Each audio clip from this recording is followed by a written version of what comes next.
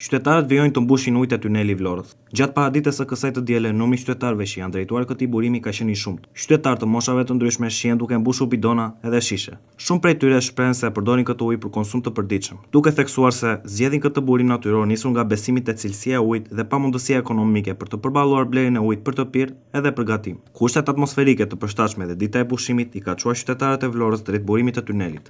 E pranishme në këtë burim pranë tunelit sot ka qenë edhe kryetaria e Bashkisë së Vlorës, Brunilda Mersini, e cila ka parë nga afër gjendjen e burimit. Nisur nga problematikat për mbulimin e tij her pas here nga inertët. Kjo problematikë është trajtuar disa herë nga televizioni 6+1 Vlora. Prej vitesh tashmë zona pranë tunelit në Vlorë është kthyer në një pikë ku dhjetra qytetarë ndalojnë çdo ditë për të mbushur ujë, duke besuar se ai është më i pastër dhe më i shëndetshëm se uji i rrjetit. Qytetarët kërkojnë që uji i këtij burimi të nënshtrohet kontrolleve të vazhdueshme të cilësisë dhe pastërtisë dhe rezultatet e testimit të bëhen publike për qytetarët nëpërmjet medias, por edhe të afishohen pranë burimit. Në këtë mënyrë sigurojnë që ky ujë plotëson standardet e sigurisë.